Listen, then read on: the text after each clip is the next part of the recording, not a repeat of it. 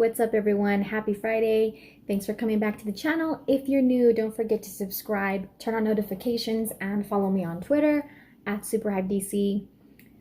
Thanks to any new subscribers as well.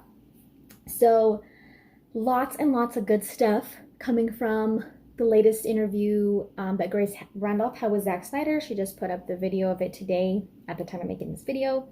I just finished watching it, and I'm sure a lot of you have already seen it. A lot of stuff has already been floating around Twitter and Instagram about what they talked about, and so I just want to go over some of the really cool stuff. Now, I know everyone has their own opinion about her, but you gotta admit, like, some of my favorite interviews of Zack Snyder are with her. She gets good information from him. He shares a lot with her, and he also shares stuff with her that we can't see or hear about because she has to keep it under wraps. So obviously, Zack and her other sources trust her with very important information. So say what you want about her, but she's usually on point about a lot of stuff, and she gets good information, especially from Zack Snyder. So you gotta give her, some credit for that. Of course, there was a lot of stuff on their interview. It was a 30-minute video. I'm just gonna go through and kind of like I said, talk about a lot of the cool, fun, exciting stuff. They started off talking about Army of the Dead. Cool thing about that, he said most of the zombies are practical. Just a cool, fun fact. Now, they started talking about post-production for Justice League and the additional photography that was shot just recently for the movie, and there was a lot of cool stuff to find out about that. Now, regarding Joker, I didn't expect this, but I guess I wasn't expecting Joker at all in his movie. So another surprise is that there is going to be a new look for Jared Leto's Joker in the movie. Now, I don't think he's going to look completely different because I'm sure he has to be somewhat like recognizable as this universe's Joker. But Zack Snyder did mention that, he admired what was done with him. He wanted to give a new, he's giving him a new look to make sure he fits into this universe that Zack Snyder has created. So I just tweeted recently, I think a day or two ago, that I know not everyone was a big fan of Jared Leto's Joker. However, I think we didn't see enough of him to make a fair judgment. I personally wanted to see more. I was interested. And, now we'll get a little bit more of him, and maybe people will be a fan of this. A lot of people didn't like his look. He was, kind of gangster, mafia style. Maybe people will be more on board with the changes that Zack has made. He, again, praised working with Jared Leto, just like he did on League of Mayhem stream the other night. Had nothing but good things to say about him, and that he was very thankful for the, grace that he said Jared Leto showed him in wanting to make these changes and giving, explaining to Jared Leto his idea. And he also said that he felt like back when he was originally shooting Justice League in 2016 in London, and Jared Leto was also in London, he felt like it was an inevitable thing that their paths needed to cross, and that this needed to happen with this movie. So he felt like it was just inevitable for it to happen. He also was talking about Ben Affleck back in the bat suit and the people that were able to join him to to do these additional photography shoots. That it was really cool to see them kind of just turn it back on, get back into this character as if it was just yesterday that they were shooting for the movie. And so that they also, an interesting thing he said about the suits is that they kind of had to gather the suits from all these different places because they're at exhibits. And in archives, they weren't just there sitting waiting for them ready to shoot, that one of the cowls for the batsuit kind of ripped because it was just stiff from not being used in a long time. And he also mentioned that the changes that he wanted to make to some things it was a very seamless, simple process that they were able to achieve. And she brought up the fact that some people are like, but why are you doing additional photography? I thought you said it was done. And is this going to be a completely different movie? Is it going to be, I thought you said you already had your version and blah, blah, blah. So he acknowledged that it's kind of a valid point to bring up since he had said that and since he did shoot, you know, a lot of footage back at that time. But he said that it's only going to be about 4 or 5 minutes total of additional photography for this whole 4 hours of footage that we're getting. So, you know, he pointed out that for most movies, there's a lot of additional photography included in the final version of a movie. And for 4 hours, 4 or 5 extra minutes is not really anything, you know? So he said there's not going to be any focus groups for the additional photography. It's just, you know, one straight line. Shot, it's going in. You know, it's going to be included. And he also, talking about additional photography, he explained that because Ezra Miller is in London doing Fantastic Beasts, due to the COVID travel restrictions, and you know, like the UK is on like lockdown right now, so they couldn't travel there to shoot Ezra's scene. So he communicated with the crew and team on the set of Fantastic Beasts to kind of like, he sent them drawings and described them what he needs what he needs Ezra Miller to do, what he kind of needs from them for a set. And they had like some monitors set up for him to see the set, to see Ezra. He directed them via a Zoom call, so he could direct the scene, and then the crew on the set of Fantastic Beasts shot it for him.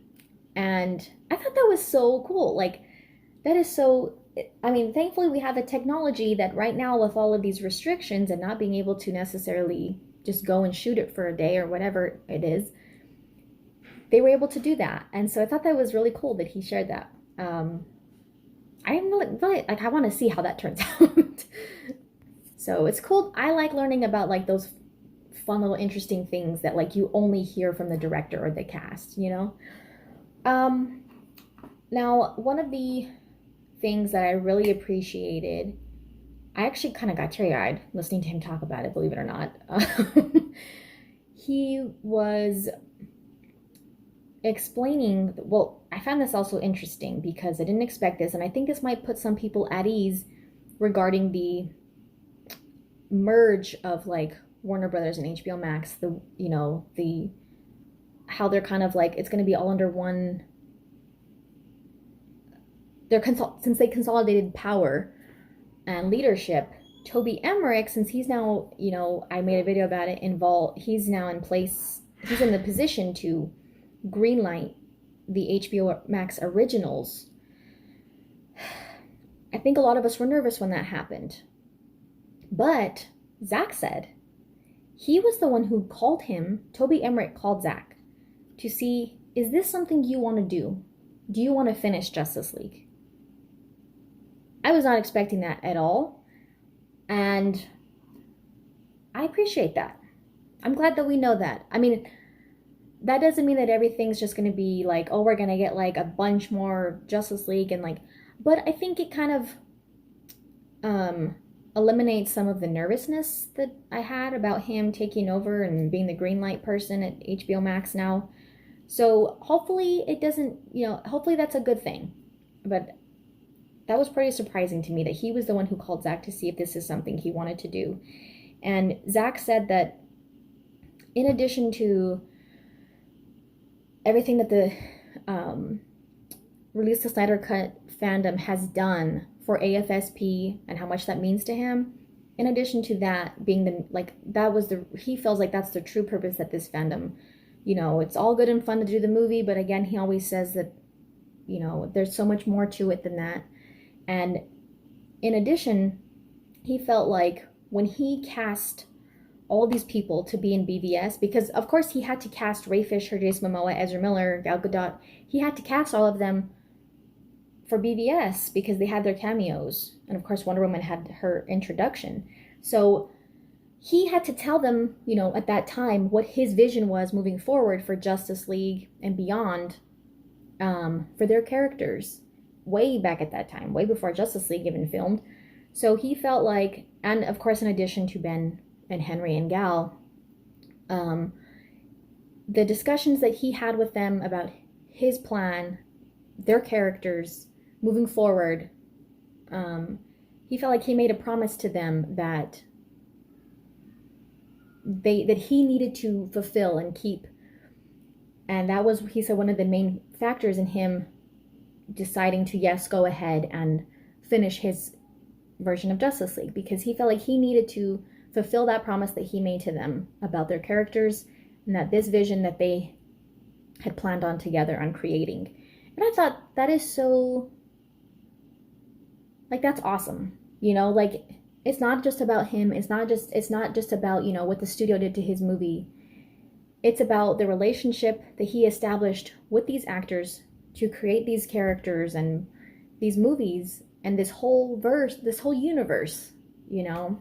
And it's awesome. It's so awesome. I love it.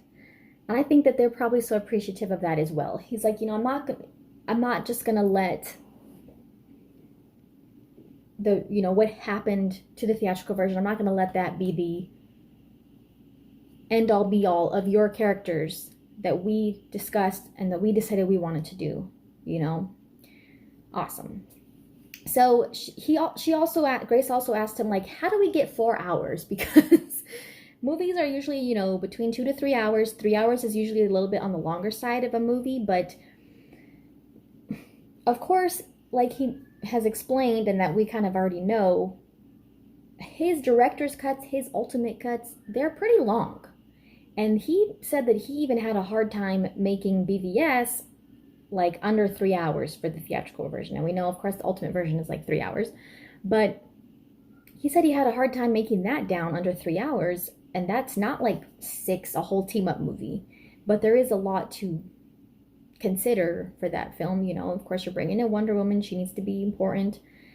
And so he said he just could never... He said this before in previous streams and interviews. He could never wrap his head around how to make a 2-hour movie for Justice League. You have all these characters you need to introduce.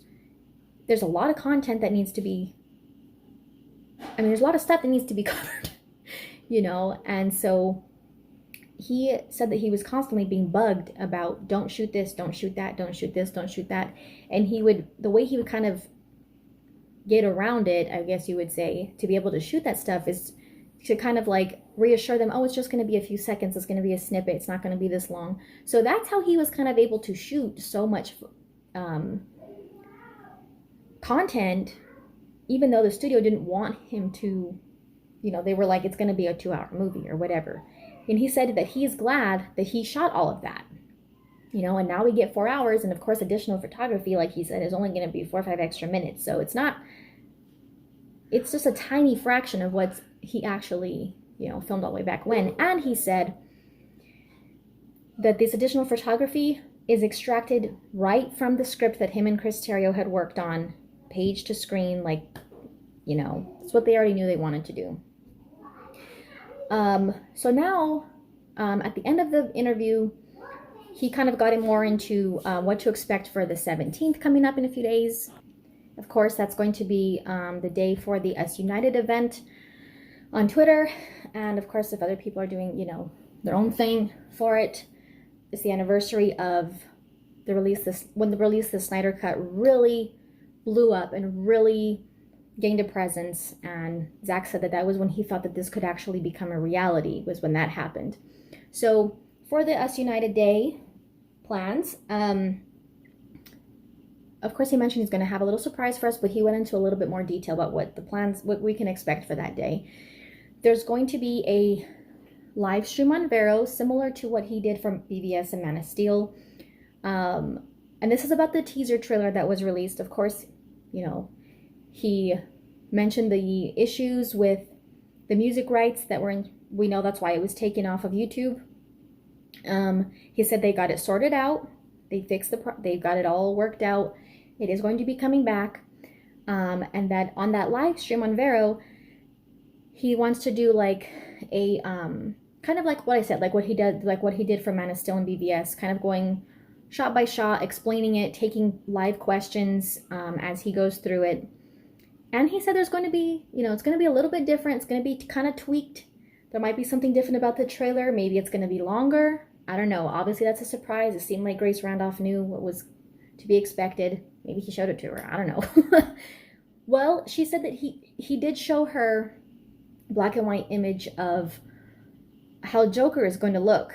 And she said it blew her mind. She said it was very surprising and that she would have never expected that, and that it's a great look. So I'm super intrigued to see it. But anyway, for the Vero live stream, we are going to get the teaser trailer back. He said it's going to be slightly different. So I don't know if that means longer. I hope. I don't know. Maybe there's going to be a release date included, something. But he is going to do, be answering questions, going shot by shot, explaining the scene for the whole thing.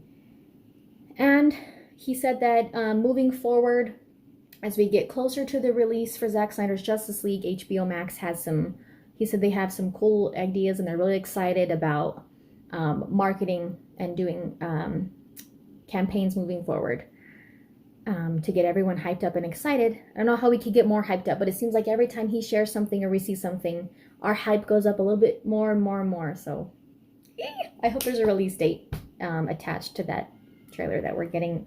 Well, we already know the trailer, but like I said, there could be more footage and hopefully a release date. So and then he just talked a little bit about having total creative freedom over this, and that he said it is kind of like a lot of responsibility, but that, he has appreciated this whole thing. And he also mentioned that there may be a raffle that he's doing, like if people, like he'll give away something of his, like something from Justice League or whatever, something out of his collection. It might have to do with like showing a receipt to him that you donated to AFSP or you bought or whatever, and then that'll enter you into the raffle. And he did kind of give her an estimate on the time that he thinks the live stream might happen on Vero. He said around 9 a.m. Pacific time, but he said that's not 100% set in stone yet, but he said he will tweet it out for sure to give the exact time to expect for the live stream on Vero. So, and the raffle, he said, is probably going to be around Tuesday, November 17th. So it might not be exactly on that day, but like he said, he'll keep everyone up to speed on Twitter. So to keep our eyes open on that. Yeah, lots of good stuff. Like I said, you might not like her, but she gets good information, and her sources obviously trust her with important stuff. So oh my God, I can't believe Jared's going to have a new look. I'm so excited for all of this. So Tuesday, November 17th, Us United, keep up to date, follow on Twitter. Don't forget to subscribe. Thanks for watching, guys. We'll see you next time.